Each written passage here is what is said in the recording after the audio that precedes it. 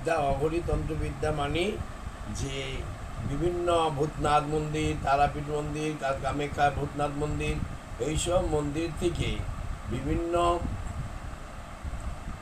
ক্রিয়াযোগী বা বাকসিদ্ধ যোগী বা যশিদ্ধ যোগী বা ক্রিয়াযোগের সাকসেস ব্যক্তি আইটলা স্ট্রিট নিমতলা শ্মশানের ভূতনাথ বাবার মন্দির থেকে বিভিন্ন রকম নেগেটিভ আত্মা, অর্থাৎ ডাইনি প্রেত, জাইন আত্মা বা অঘর আত্মা, এদেরকে বিভিন্ন অঘররা শক্তি, ক্রোধ, রাগ, জেদি, উগ্র, চণ্ডাল রূপ ধারণ করিয়ে বিভিন্ন মানুষের শরীরে প্রবেশ করিয়ে বা বিভিন্ন রোগ ভোগ পাঠিয়ে বিভিন্ন রকম বাড়ির সব ব্যবসা বাণিজ্য নানা রকম রোগ ভোগ সৃষ্টি করে বিভিন্ন রকম ধ্বংস করে থাকেন। সে কামাখ্যা হয়, তারাপীঠ হোক বা যে কোনো জায়গাতে আত্মাগুলো যে ধরতে জানেন, যিনি মন্ত্র জানেন, সেই আত্মাগুলোর মন্ত্র বললেই সে আত্মাগুলো তার কাছে হাজির হয়ে যায় এবং তার নির্দেশ অনুযায়ী তারা সেই কাজগুলো গিয়ে সেই বাড়িতে বা পৃথিবীর যেখানেই হোক সেই জায়গায় আত্মাগুলো মিনিটের মধ্যে তারা সেখানে উপস্থিত হয়ে সেইখানে নানা রকম রোগের সৃষ্টি করে বা সাংসারিক, মানসিক, অর্থনৈতিক, পারিবারিক, ব্যবসা বাণিজ্য সমস্ত জায়গায় মানে ষড়যন্ত্র বা নানা রকম চক্রান্ত করে সব কিছু বন্ধন করিয়ে দেন। এইগুলিকে বলে অঘর তন্ত্রবিদ্যা। এরা মানুষের মঙ্গল কোনোদিন করতে চায় না, এদের মানুষের অঙ্গল করে দেয়, কিন্তু এদেরও কোনোদিন মুক্তি নেই। এরা ভাবেন, এদের সাথে আমি কথা বলে দেখেছি, এরা বলেন যে আমরা মানুষের ক্ষতি করব, হারাম খাবো তো ভালো খাবো, 2 দিন পর আমাকে কেউ মেরে দেবে, আমি সেটা জানি, তত আমরা হারামি কাজ করে যাব। হারামি কাজ করতে করতে যেদিনকে ভগবান আমার নিজের হাতে এসে ধরবে, যদি আর করিস না, তখন বন্ধ হয়ে যাবে। আমার খারাপ করতে করলে ভগবান হয়তো আমাকে তাড়াতাড়ি দর্শন দিবে, এরকম ভুল ধারণা বহু লোকের আছে বলেই তারা এসব কাজগুলো করে থাকে। আর শুভ তন্ত্রবিদ্যা হলো বিভিন্ন দেবদেবীর মন্দিরে, বিভিন্ন শ্মশানে বা বিভিন্ন আত্মাদের অবস্থান, বিভিন্ন জায়গায় অবস্থান দেখে সাধক মহাত্মা যদি বুঝতে পারেন এই আত্মাটা কার্যকারী বা বাচ্চা ছেলে আত্মা আছে, একে দিয়ে কাজ করানো যাবে, সেই আত্মাগুলোকে ধরে নিয়ে গিয়ে ডেকে নিয়ে তাদের নামটা তিনি জানেন, নাম না বললে তারা কোনোদিন আসবে না। যাদের নাম বুঝতে পেরে তাদের নাম ধরে ডাকলে তারা হাজির হয়ে যান এবং তাদের সাথে প্রতিশ্রুতি করান যে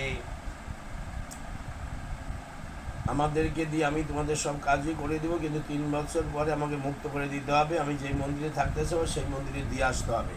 তখন সারা চুক্তিতে রাজি হয়ে যায় সাধক। সেই আত্মাকে বিভিন্ন রকম কঠিন কাজ করে পরবর্তী সময়ে তাকে মুক্ত করে দিয়ে, তাকে শুদ্ধাত্মা রূপান্তর করে দিয়ে তাকে বিভিন্ন মন্দিরে দিয়ে আসে। সে মন্দিরে অবস্থান করে ভক্তদের তিনি ভগবানের দূতরূপে মানুষের কল্যাণ করে থাকেন। এই দূতেদের দিয়েই সাধকরা বিভিন্ন রকম দেবদেবীর মন্দির থেকে বিভিন্ন দেবদেবীর দূতকে পাঠিয়ে, সাধক যে ভক্তদের মারা গেছেন তাদের আত্মাকে দিয়ে বিভিন্ন দূতকে পাঠিয়ে বিভিন্ন লোকের কাজকে সমাধান করে। এটি আসল তন্ত্রবিদ্যা, আদিবাসী তন্ত্রবিদ্যা, এটাকে বলে আদিবাসী তন্ত্রবিদ্যা। আর্য ধর্মের আসল তন্ত্রবিদ্যা। এগুলো গুপ্তবিদ্যা, এগুলোর দ্বারা সাধকরা সব কাজ, অসাধ্য কাজ করে থাকেন। এইটা সবাই পক্ষে পুঁথিগত বিদ্যায়, বৈদিক মন্ত্রে, পূজা অর্চনা বা এইসব ক্রিয়া করলে মানুষের ঘরে শান্তি বা বিকশিত বিভিন্ন কিছু হতে পারে, কিন্তু অসাধ্য কাজ সাধন করা বা যে কোনো নেগেটিভ কাজ, যে কাজটা হওয়ার নয়, একজন ভিখারিকে রাজা বানিয়ে দেওয়া, একজন রাজাকে ভিখারি বানিয়ে দেওয়া, এই হলো এই তন্ত্রবিদ্যার কাজ। তন্ত্রবিদ্যা তারা বুঝতে পারেন যে যেমন বিভিন্ন বাড়িতে দেবদেবীরা যে জাগ্রত করে দিতে পারেন, বিভিন্ন বাড়ির তাদের বাড়িতে যারা কুলো দেবী আছেন তাদেরকে জাগ্রত করে দিতে পারেন এবং তাদেরকে জাগ্রত করে তাদেরকে ফুটপাতে রাজা বানাতে পারেন এবং বিভিন্ন মানুষের শরীরে বা বিভিন্ন লোকের বাড়িতে বিভিন্ন রকম হাই স্পিড আত্মাকে পাঠিয়ে মানুষকে ফুটপাতের দিকে রাজা বানিয়ে দিতে পারেন। আবার মানুষের বিভিন্ন বাড়ির থেকে আত্মাগুলোকে আবার বাড়ির থেকে নিয়ে গিয়ে তারা অন্য লোকের দিয়ে দিতে পারে, তখন মানুষ তার কর্মস্থল, ব্যবসা বাণিজ্য সব লুটপাট হয়ে যায়। এরকম ঘরে ঘরে বিদ্যা এখন সবাই প্রায় জানে, কারণ টিভিতে বিভিন্ন সাধকরা বিভিন্ন বক্তব্যে এগুলো বলে থাকেন। এটা ঠিক নয়, কিন্তু প্রশ্ন হলো এখানে যে মানুষের ক্ষতি করা কোনোদিনও বাস্তবে ঠিক নয়।